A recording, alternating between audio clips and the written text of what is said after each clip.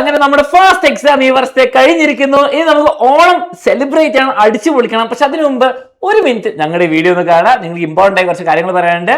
First തന്നെ നിങ്ങളുടെ Onam exam experience എങ്ങനെ ഉണ്ടായിരുന്നു? നിങ്ങൾ പഠിച്ചതനുസരിച്ചാണ് വന്നത്, ഓവർ ടഫായോ എന്താണെന്ന് കമന്റ് ബോക്സിൽ അറിയിക്കുക.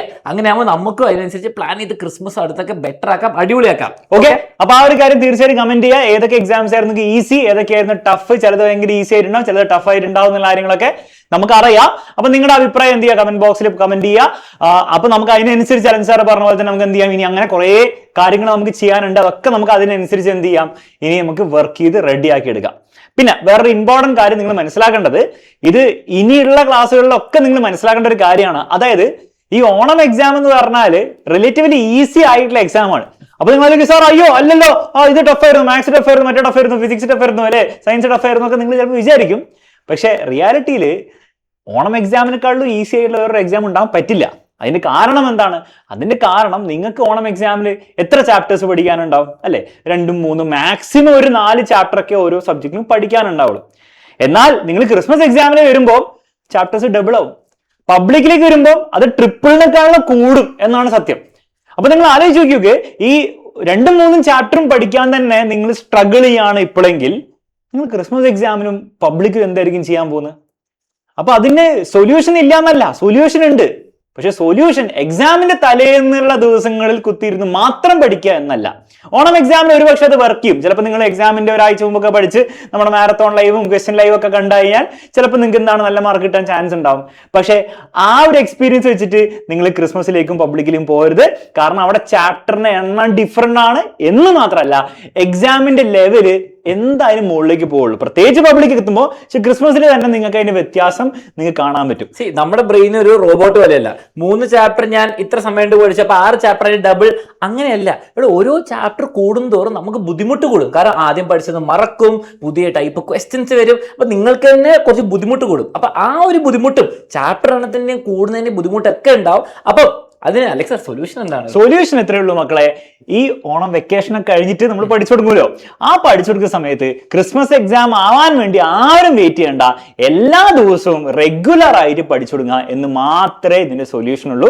അത് ഇനിയെങ്കിലും, ഇതുവരെ നിങ്ങൾ ചെയ്തില്ലെങ്കിലും കുഴപ്പമില്ല, പക്ഷെ ഇനിയെങ്കിലും നിങ്ങൾ ചെയ്യുന്നതാണ് എന്റെ പ്രതീക്ഷ.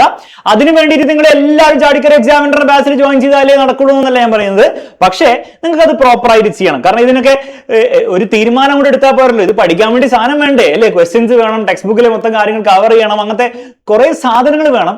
അത് ഏറ്റവും ക്വാളിറ്റിയിലുള്ള, ഏറ്റവും ബെസ്റ്റ് ക്ലാസ്, ഏറ്റവും ബെസ്റ്റ് കേരളത്തിലെ ടീച്ചേഴ്സ് നിങ്ങളെ പഠിപ്പിക്കുന്ന സാധനം നമ്മുടെ എക്സാമിനർ ബാച്ചിൽ പ്രൊവൈഡ് ചെയ്യുന്നുണ്ട്. സോ എക്സാമിനറിന്റെ നിങ്ങളുടെ എക്സാമിലെ, നിങ്ങൾ ഓണം എക്സാമിൽ നമ്മുടെ ക്ലാസ്സുകളൊക്കെ കണ്ടു, എത്രത്തോളം നല്ലതാണ് ക്ലാസ്, എത്രത്തോളം നിങ്ങൾക്ക് അത് കണക്ട് ചെയ്യാൻ പറ്റുന്നുണ്ട്, എത്രത്തോളം പരീക്ഷയിൽ അത് ഗുണമുണ്ടെന്നുള്ള കാര്യമൊക്കെ നിങ്ങൾക്ക് നിങ്ങളുടെ രീതിയിൽ മനസ്സിലായിട്ടുണ്ടാവും. അത് വെച്ചിട്ട് നിങ്ങൾക്ക് എക്സാമിനറിന്റെ ക്ലാസ്സുകളിൽ ഒരു വിശ്വാസം ഉണ്ടെങ്കിൽ, നമ്മളിൽ എക്സാമിനർ ടീമിൽ ഒരു ട്രസ്റ്റ് നിങ്ങൾക്ക് തോന്നുന്നുണ്ടെങ്കിൽ ഒന്നും ആലോചിക്കാനില്ല, ബാച്ചിൽ വന്ന് ജോയിൻ ചെയ്തോ. അങ്ങനെയാണെങ്കിൽ പിന്നെ നിങ്ങൾ കുറെ ചിന്തിക്കേണ്ട ആവശ്യമില്ല. കാരണം ബാച്ചിലെ ക്ലാസ് കൃത്യമായിട്ട് നടക്കുന്നതനുസരിച്ച് നിങ്ങൾ വന്നിരുന്ന് അതും കൂടി കണ്ടാൽ മാത്രം മതി.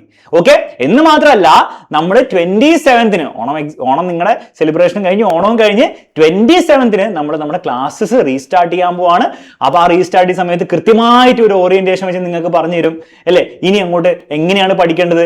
മാത്രമല്ല ഓണത്തിന് പഠിച്ച ചാപ്റ്റേഴ്സും ഒക്കെ തട്ടിക്കൂട്ടാണ് പഠിച്ചേ. പബ്ലിക്കിലും ക്രിസ്മസിലും അത് മതിയാവില്ല. അപ്പൊ അതൊക്കെ എങ്ങനെ പഠിക്കണം എന്ന് എല്ലാ കാര്യങ്ങളും ഡീറ്റെയിൽ ആയിട്ട് പറഞ്ഞു തന്ന് നമ്മൾ എന്ത് ചെയ്യും, നമ്മൾ ക്ലാസ്സുകൾ വേഗം സ്റ്റാർട്ട് ചെയ്യും. അങ്ങനെ വേഗം സ്റ്റാർട്ട് ചെയ്താലുള്ള ഗുണം മെല്ലെ മെല്ലെ മെല്ലെ മെല്ലെ പഠിച്ചിട്ടാണെങ്കിലും നമുക്ക് ക്രിസ്മസിനും പബ്ലിക്കും ഒക്കെ നല്ല മാർക്ക്, ആക്ച്വലി നല്ല മാർക്കിലേക്ക് എത്താൻ പറ്റും. ഓക്കെ മക്കളെ, അപ്പൊ 27-ന് നമ്മുടെ ക്ലാസ്സുകൾ റീസ്റ്റാർട്ട് ചെയ്യും. അപ്പൊ നിങ്ങളിപ്പോ പുതിയ ജോയിൻ ചെയ്യുന്ന കുട്ടികളാണ് പേടിക്കേണ്ട ആവശ്യമില്ല. നിങ്ങൾക്കൊരു ഗുഡ് ന്യൂസ് ഉണ്ട്. നമ്മൾ August 15 നടന്ന ഓഫർ നിങ്ങൾക്ക് August 26 വരെ നിങ്ങൾക്ക് കുട്ടിയിരിക്കുന്നത്. അപ്പൊ 27-ന് നമ്മൾ ക്ലാസ്സസ് റിസീവ് ചെയ്യും വിത്ത് ഓറിയന്റേഷൻ.